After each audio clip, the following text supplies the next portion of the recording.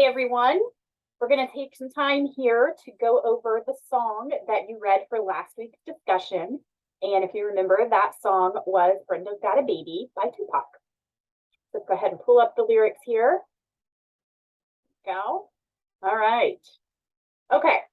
So, our biggest focus with this particular song isn't actually going to be on specific poetic elements. I think that we have covered those quite a bit, both in the poetry unit earlier in the term and with all of our previous songs that we've looked at. All right, so weeks 1 through 6, every song we looked at, we really honed in on how that particular song utilized elements of poetry. So we're still looking at this song in terms of poetry, but we are not going to really focus on poetic elements.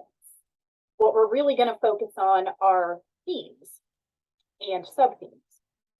And you'll understand why more towards the end of the video. All right. In this particular song, I don't think it's terribly difficult to figure out what's going on. It's pretty straightforward. It's not really open to multiple interpretations like some of the other songs that we've looked at. It has a pretty crystal clear story. And at least, you know, the main message is pretty clear. I think even sort of like the sub-themes are fairly clear. They're just easy to sort of overlook because the main impetus of the story is affects us so much, right? Which would be Brenda. But, you know, don't let the song fool you. Just because it is less difficult doesn't mean that it's less interesting. In fact, I think, you know, just the opposite. It's a pretty magnificent piece. All right. So let's think about the song for a moment, thinking about the story. You know, Brenda is, of course, the catalyst of this whole story, right? You know, starts off, you know, I hear Brenda's got a baby. All right, well, how'd she get the baby? I mean, you know, we learn that she's only 12. She had sex with a cousin, you know, and the ending of the song, you know, Brenda's ending, you know, is terribly sad. We're going to get to that. But the song is really about so much more than just what it appears to be on the surface. You know, she has no idea what to do when she has this baby. She has no help. You know, she's sort of desperate to survive. You know, she turns to drugs, she turns to prostitution, and that leads to her being murdered. It's awful. And you might, you know, many of us who are lucky to not have experienced things like this, or even know people who have experienced things like this, we might think that there's no way that something like this could really happen, or at least only happens occasionally. But it does happen, and it happens often, unfortunately. All right, so, you know, I hear Brenda's got a baby, but Brenda's barely got a brain. A damn shame the girl can hardly spell her name. Well, that, you know, that's a very interesting way to open up the song. I mean, not only do we hear that Brenda's got a baby, you know, she's barely got a brain. She can hardly spell her name. We don't know how old she is yet here in the beginning of the song. So, you know, that leaves you questioning, what does he mean by that? You know, obviously, when we do find out her age, it could easily simply mean that he's drawing attention to just how young she is. And he's kind of being hyperbolic about it, or exaggerating, in other words. That, you know, at 12 years old, yes, she probably does know how to spell her name.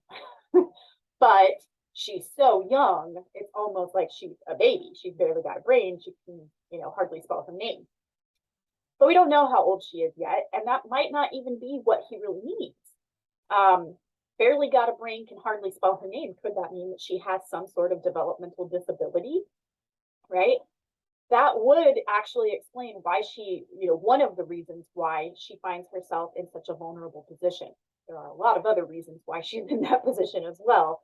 But having some sort of developmental disability would certainly add to her vulnerability.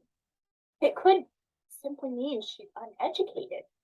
And based on what we learn of her home life, her family life, it wouldn't be a stretch to imagine that she isn't necessarily, pushed to go to school or pushed to do homework or pushed to excel in any kind of way.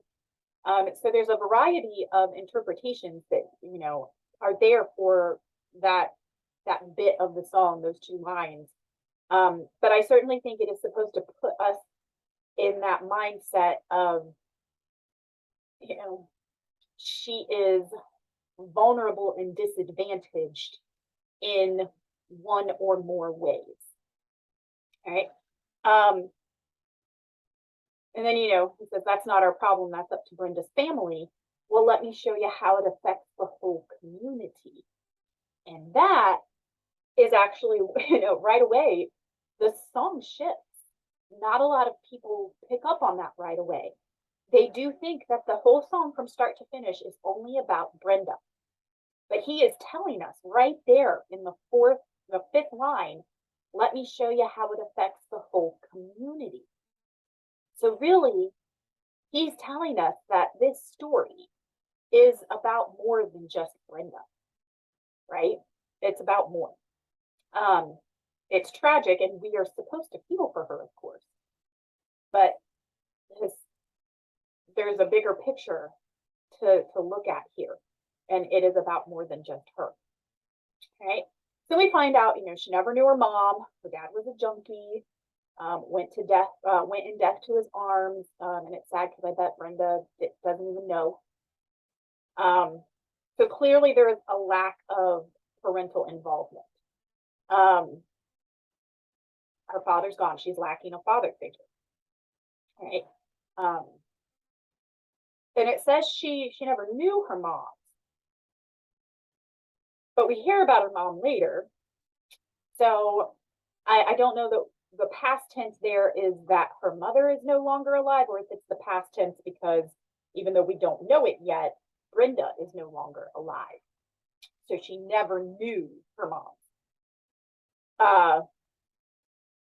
Because we do hear about her mother. I don't know, maybe the mother later is like a foster mom and not her biological mom.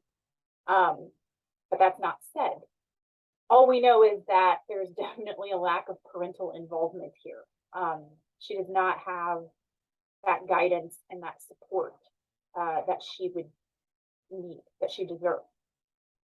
And then he says, just because you're in the ghetto doesn't mean you can't grow. There's actually a poem of Tupac's that we're going to read for this week's discussion, the week 8 discussion. We're going to read a Tupac poem and a Langston Hughes poem. And it touches on that theme, actually, this idea of just because you're in the ghetto doesn't mean you can't grow. And then I love this meta moment where he says, oh, that's a thought, my own revelation. Like these thoughts are coming to him as he's rapping, and he is voicing those thoughts as they come to him. And he is telling us that the thoughts are coming to him. It's almost like he's having an epiphany as he is telling us the story, right? And then he gives, the advice, do whatever it takes to resist the temptation, which is easier said than done, but he's going to then explain why it's so important to resist the temptation and why you need to believe that you can grow. All right. We find out, he goes back to Brenda. Brenda got herself a boyfriend. Her boyfriend was her cousin. Now let's watch the joy end. Okay, so we don't know anything else about the cousin yet, but certainly that would be touching on incest, right? We don't know if the cousin is around her age. We don't know if the cousin is much older. We don't know if the cousin is, like a distant cousin but we do find out later that it happens pretty often. So this cousin probably is around pretty often. But that's all we really know, just cousin. But it is touching on, that topic of incest, right? Then the next few lines, we find out that her family really doesn't care. You know, she tried to hide her pregnancy, but it really didn't matter because they don't care anyway. So it's just again touching on that theme where there's this lack of support. They don't even realize she's pregnant. Would they even care if they knew? All they really all they really care about is the checks that come in. And so, and again, that could be government assistance in some way. If her mother is gone and the mother that's here in this part of the story is a foster mother, then we're getting, money from that system as well, perhaps. They don't, they wouldn't care if she had a church full of kids as long as they got first dibs on the checks when they came in. Right. And those would be government assistance checks. And then we find out a little bit more about this situation. She's 12 years old and she's having a baby in love with the molester who's sexing her crazy. So now the cousin is not just a cousin. Tupac calls him out as a molester. That implies that the cousin is older than her, older enough that he should know better, right? If there was a cousin who was around her same age, 12, 13, maybe even 14, I don't know that Tupac would call the cousin out as a molester because neither of them would know any better. Not that it's okay, but neither of them would know any better. And if Brenda's not receiving any kind of support and guidance from her family, then the cousin probably wasn't either. But calling him out as a molester kind of implies that he is significantly older, old enough to know that what they're doing is wrong. Whereas Brenda probably doesn't. She has these dreams that they're going to end up together, right? She thinks this is forever. And of course, he's like, no. So he left her, even though she's pregnant with his child. And she has the baby, on the bathroom floor. She doesn't know what to do. She has no idea what's going on. She is terrified and traumatized. You have to wonder, did she really want to throw it away? Because he says she doesn't know what to throw away. She doesn't even know what is happening with her body as she's giving birth. And, she does put the baby in the trash heap. So at least on some level, that was a conscious choice. But, was it really like, oh, I want to get rid of this baby? Or was it just that fear and ignorance that she just didn't know what else to do? But she can't leave it there. She ultimately goes back for it. And says mama can't help her, but it hurts to hear her calling. Brenda wants to run away. Mama say, you making me lose pay. The social workers here every day. Now Brenda's got to make her own way. So she gets no support from her family. They basically kick her out. So, we have this theme, this theme of that desperation, that desperate urge to do whatever it takes to survive. And sometimes, being desperate to survive leads to desperate acts of survival, right? And then the ending is very quick and to the point. She sold drugs, but then got robbed. What else does she have left to sell? Her body. So she does that. And, it's paying the rent. You do what you got to do, what you got to do. But then, unfortunately, it also gets her killed. And that is where we end. And it's an awful story. It's so incredibly sad and infuriating at the same time. Not infuriating at Brenda, infuriating at the situation that created Brenda's tragedy. right? But again, you have to go back to that line where he says, let me tell you how it affects the whole community. And, you know, you could change the name and it's still the same story. There are so many Brendas out there. And the song is actually based on a true story. But I don't know if, I can't remember if the real girl's name was Brenda. But Tupac's point is that, you know, you can change the name and it would still apply to far too many girls out there. There are so many Brendas. You could even change it to a boy. And sure, a boy wouldn't be getting pregnant and having the baby and not knowing what to do, but just that whole idea of being vulnerable and living in poverty with no support, you know, and again, those desperate acts of survival that are so desperate they could have the opposite effect, which is to get you killed. I think that it applies, it's really a statement about just young people in general who grow up in these environments, right? You know, he says to resist the temptation, you know, just because you're, you know, in the ghetto doesn't mean you can't grow. But again, that is easier said than done. And he just provides this brilliant commentary on how, you know, young people are being fabled. That, you know, it's not impossible to rise up out of that. And he clearly says, you know, you should try. Just because you're in the ghetto don't mean you can't grow. But why do these kids deserve to be in a situation where they have to strive so hard to rise above it? They shouldn't. And again, it's just a brilliant commentary on these environments. And I think, you know, we're really talking about poverty here. I mean, he specifically calls out the ghetto.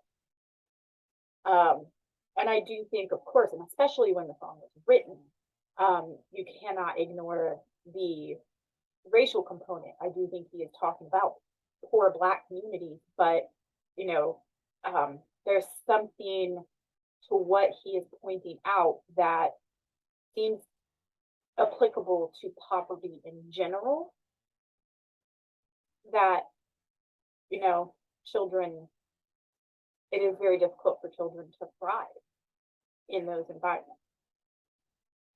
And he brings up, you know, quite a few topics in this song besides just Brenda having the baby.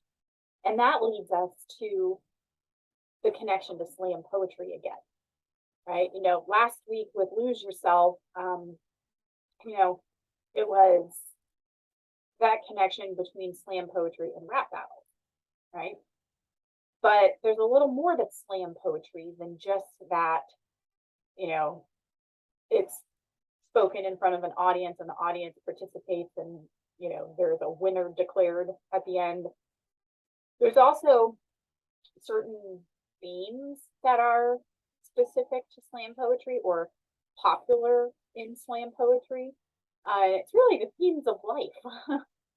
There's always a point to be made with slam poetry, you know, so they're talking on subject matters like politics, education, you know, racial inequality, gender inequality, LGBTQ inequality, homelessness, addiction, abortion, the death penalty, really, you know, all the things, really big topics that, you know, in a pretty serious tone.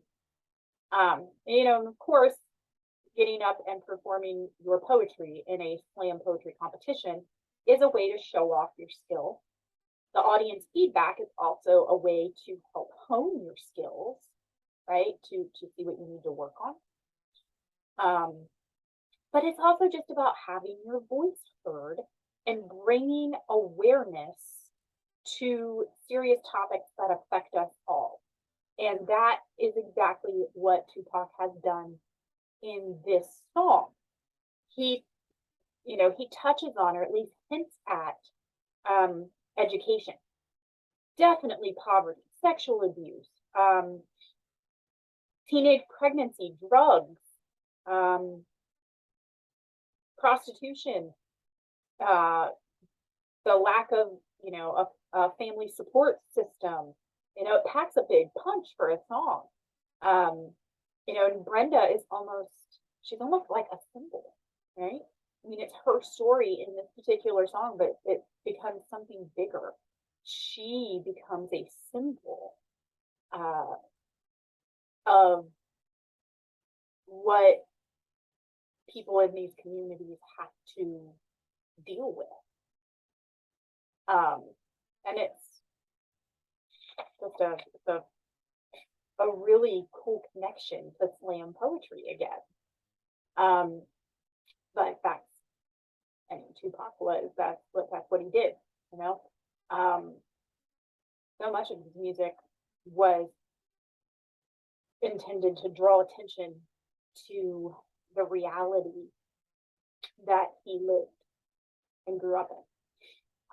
And again, next week, this week's discussion, next week's follow-up video, we will be looking at one of his actual poems, not a song, an actual poem. So that'll be interesting to see the connection and how these themes show up again. So I hope I hope the song affected you in some way. It usually does. Okay, so that's about it, I think. If you have questions or your own comments, anything that if we were doing this discussion, live and in person, other things that you would have loved to have added on or, questioned or whatever, feel free to add it in your journal after you've answered the 2 questions, okay? And certainly you can always reach out to me if needed. But for now, you're free to go ahead and complete the journal assignment.